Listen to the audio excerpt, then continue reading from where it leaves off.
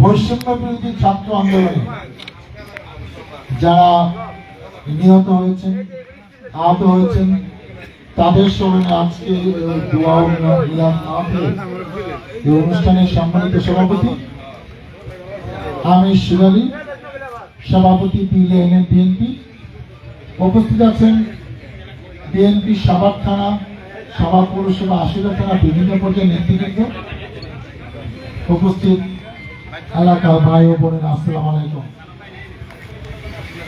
প্রথমে আমি কৃতজ্ঞতা জানাই, ধন্যবাদ জানাই এবং যারা মারা গেছে তাদের একটা মাগফিরাত কামনা করছি যে 1 জুলাই থেকে 5 আগস্ট বৈষম্য ছাত্র আন্দোলনের উসিলায় শেখ হাসিনা পতনের যে আন্দোলন শুরু হয়েছিল, যারা মারা গেছেন এবং এখনো যারা অসুস্থ হয়ে হাসপাতালে বাড়িতে আছেন, তাদের প্রতি সমবেদনা জ্ঞাপন করছি। ইনশাআল্লাহ তারা খুব শীঘ্রই সুস্থ হয়ে বাড়িতে ফিরে যাবেন, শিক্ষা কার্যক্রমে ফিরে যাবেন এবং যারা মারা গেছেন তারা শহীদ মর্যাদা পেয়েছেন এবং ইনশাআল্লাহ তারা বেহেশতে আছেন এবং তাদের সুবাদে আজকে এখানে দাঁড়িয়ে দুটি কথা বলার সুযোগ পেয়েছি, সেজন্য তাদের প্রতি আবারও কৃতজ্ঞতা। আজকে দেখেন 15-16টা বছর আওয়ামী লীগ এমন একটি রাজত্ব কায়েম করেছে যে তাদের ইচ্ছা মতো দেশ পরিচালনা করেছে। মনে হচ্ছে এক সময় সে ব্রিটিশ আমলে কিংবা তারও আগে যখন রাজা বাদশাহ সম্রাটদের সিস্টেম ছিল, যে মোগল সম্রাট থাকতো, তারা ছোট ছোট রাজ্য রাজাদের দিয়ে দিত, তারা ট্যাক্স তুলে তুলে সম্রাটের কাছে পৌঁছে দিত। মনে হচ্ছে এই এলাকাগুলো লিজ দেওয়া হয়েছে, এই নিচের থেকে উপর পর্যন্ত টাকা চাঁদাবাজি করে করে এটা ঢাকা পর্যন্ত বাংলাদেশ পর্যন্ত পৌঁছে দিত। সাধারণ মানুষের কোনো অধিকার দাবি ছিল না, কেউ শান্তিতে ব্যবসা করতে পারে না। আওয়ামী লীগ না করলে মনে হয় সেই দেশের বাসিন্দা না, তাই দেশে থাকার কোনো অধিকার নেই। এবং অনেক রকম কাহিনী আমরা জানি, যে জীবনে নামাজ পড়ে না সে মসজিদ কমিটির সভাপতি হয়েছে, যে লেখাপড়া জানে না সে কলেজে স্কুলের সভাপতি হয়েছে, স্কুলের মসজিদের টাকা পয়সা লুটা খাইছে। আল্লাহ ভাব মসজিদের টাকা যারা লুটা পুটা খাইছে তাদের পরিণতি মাত্র শুরু হয়েছে। অপেক্ষা করেন, আমরা যখন মামলা টামলা খেয়ে আন্দোলনে কুলাইতে না পেয়ে কখনো কখনো পলায়ও থাকছি, তখন আল্লাহর কাছে দোয়া করতাম, আল্লাহ তোমার বিশাল ক্ষমতা, কত জাতি কত দেশকে তুমি ধ্বংস করে দিছো, তোমার কথা না শুনে নেই দেখা, এই জালিম সরকারকে তুমি নিবা না। আপনারা অনেকে দোয়া করেছেন, কারণ অনেকে আপনি বাসায় আসতে পারে নাই, আপনার সন্তান পড়ে আছে, তাকে রিমান্ডে নিয়ে চর্চা করছে, তাকে ধরে নিয়ে পিটাচ্ছে, তার কাছ থেকে টাকা নিচ্ছে, জেলে যাচ্ছে, এরকম কাহিনীর প্রতি ঘরে ঘরে সবাই দোয়া করেছেন। এদেশে 80-90 লোক দোয়া করেছেন। আমরা দোয়া করতে করতে অধৈর্য হয়ে গেছি। আল্লাহ এত মানুষের দোয়াকে শুনবে না, কবুল করবে না? দেখেন আল্লাহ বিচার কি, 15 বছর আন্দোলন সংগ্রাম করে কিন্তু আমরা তাকে খাটাইতে পারি নাই। ইলেকশন গেল, যে ইলেকশনে ভোটই হয় না, দিনে ভোট রাখতে হয়, আপনি খাটাইবেন কেমনে? আল্লাহ করলো যা, আমার কাছে তো একটা ট্রাম্প কার্ড আছে, অপেক্ষা কর, সময় মতো তারা জীবন কাটাই। এমনই কাটাইছে, আমরা টিভিতে দেখছি, দেশের বাইরে চলে গেছে, তারপরে হেলিকপ্টার থেকে গাড়িতে উঠতেছে, মনে হয় ছাত্ররা মনে হয় দৌড়ে দৌড়ে আইতেছে, তারা এখন জীবনের মায়া কত বড়। 15 বছর অত্যাচার করে একবারও ভাবে নাই এতগুলো মানুষকে মারলাম, গুম করলাম, এই কুচি কুচি ছাত্রদের বুকে আমি গুলি চালাচ্ছি। আজকে হেলিকপ্টার থেকে গুলি করে 4 বছরের শিশুকে মেরে ফেলছেন। 10 বছরের বাচ্চা ছাদে দেখতে গেছে যে কি হচ্ছে, তাকেও মেরে ফেলছেন। এগুলা বিচার হবে না? বিচার মাত্র শুরু হয়েছে, কেউ মারা যায় না। আয়না ঘরের নামে পরিবার থেকে তুলে নিছেন, পরিবার জানে না তার স্বামী, তার বাবা 8 বছর, 7 বছর, 10 বছর ওরকম একটা ছোট্ট করে জীবন কাটাচ্ছে। এর নাম রাজনীতি না? এর জন্য কি স্বাধীন হয় নাই? এর নাম গণতন্ত্র না? তা আপনি নিজেকে যে ক্ষমতাবান করেন, ক্ষমতাটা কিছুই না, ক্ষমতা আল্লাহর কাছে। দেখেন সরকার নিয়ম করেছে, ওরা কত অবৈধ অস্ত্র নিয়েছে, লক্ষ লক্ষ।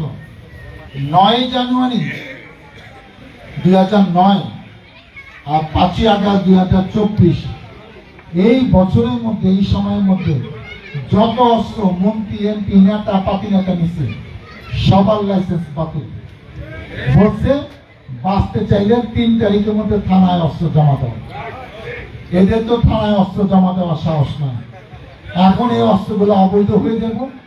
ঢাকায় যে আপনি আত্মীয় বাসায় থাকবেন, তারা করবো বাবা তুমি অস্ত্র নিয়ে আমার বাসায় থাকবো না, এই অস্ত্র না। এই অস্ত্রের জ্বালা যন্ত্রণা কি, ঠুস ঠুস করে গুলি করে সাগরে অনেক মানুষকে মারছেন 5 তারিখে।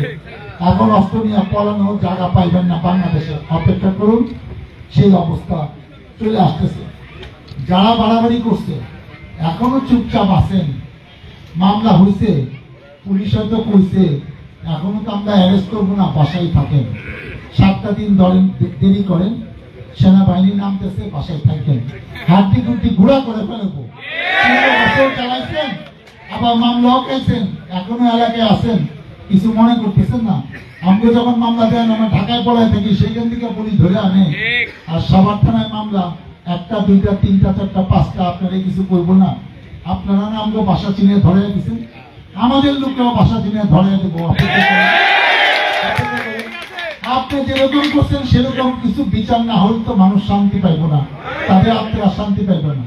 বিচার কিছু হওয়া দরকার, কিছু জনগণের কর্তৃক হওয়া দরকার, কিছু আইনগত ভাবে হওয়া দরকার। কেউ বাঁধবে না যে শেখ হাসিনা এত ক্ষমতা পান, তার নামে 20-30টা মামলা সারা বাংলাদেশে হয়ে গেছে। আপনি মনে করছেন এই নামে এমনি এমনি? আসল মামলা তো শুরুই হয় নাই। পার্শ্ববর্তী দেশের বুদ্ধি নিয়ে যে বিডিআর মারলেন, সেইটা আর্মিদের মারলেন 57 জন কর্মকর্তা, সেটা বিচার হবে না? ঢাকা ইসলামের যে 7টা চত্বরে গুলি করে মারলেন, সেগুলা বিচার হবে না? নিরহ কচি কচি ছাত্রদেরকে আপনি গুলি করে মারলেন, এগুলা বিচার হবে না? হারুন টারুন এই যে বিপ্লব যেগুলা করছে, এগুলা বিচার হবে না? কেউ বাদ যাবে না। মন্ত্রী তন্ত্রীরা এক একজনের বাসা হাজার হাজার কোটি টাকা। আরে 1 কোটি পরে কয়টা শুনবো এটাও তো অনেকে জানে না।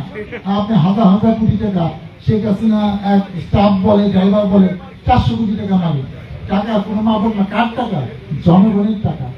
সেই টাকা লুটপাট করে, এটা আপনার বাপের দেশ। এই মানুষদের কিছু নাই, আমরা কোনো অধিকার নেই, আমরা ট্যাক্স দিই না, খাতা দিই না। এই টাকাতে আপনি মার্কেটিং করছেন। এই দিন না 15 বছর তো গেছে, এখন কয় বছর আপনি এলাকার বাইরে থাকবেন? অপেক্ষা করুন, সময় মতো সে ব্যবস্থা হবে। আমি যে কথাটা বলতে চাই, এই সরকার আসছে, এই সরকারের কিছু দায়িত্ব আছে। এই মামলাগুলোকে নির্বাচন কমিশন ঠিক করবে, যাতে সুষ্ঠু নির্বাচনে এই দুষ্ট লোকে আর কোনোদিন বিজয়ী হতে না পারে। সেজন্য হয়তো কিছু সময় লাগবে। তবে আমি বিশ্বাস করি আমাদের যে অত্যাচার হয়েছে, আওয়ামী লীগ যা করছে, এবং তারা জানে কে যোগ্য নেতা, কোন দলকে ভোট দিলে শান্তিতে থাকা যাবে।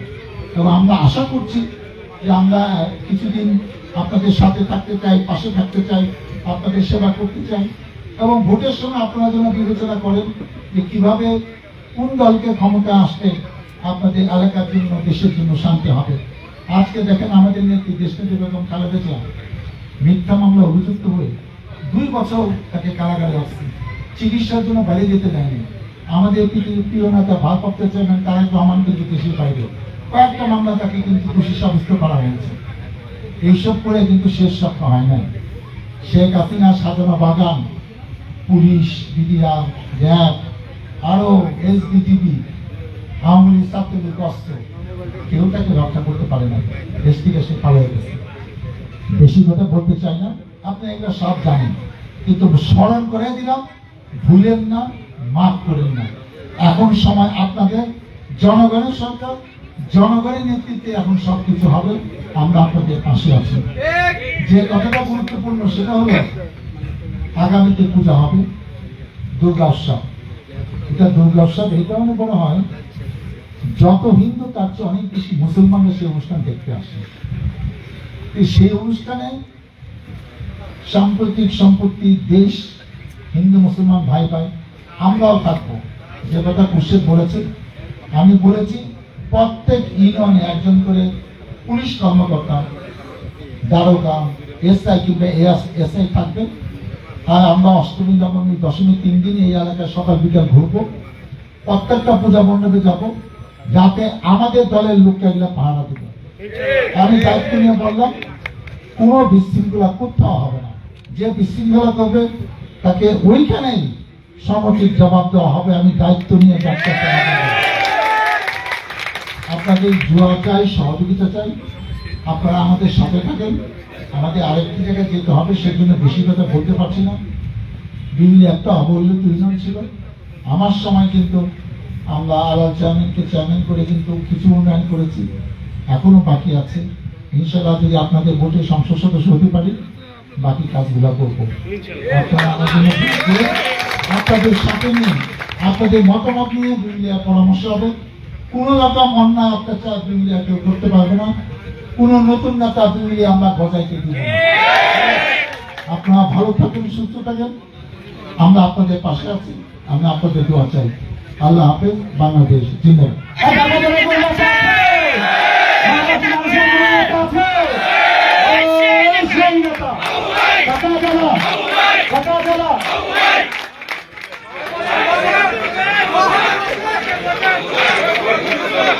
সবাই বসুন, এখন দোয়া হবে, আমাদের মহাজাত হবে, সবাই বসুন। 2-3 মিনিট সময় দেওয়া, একটু দোয়া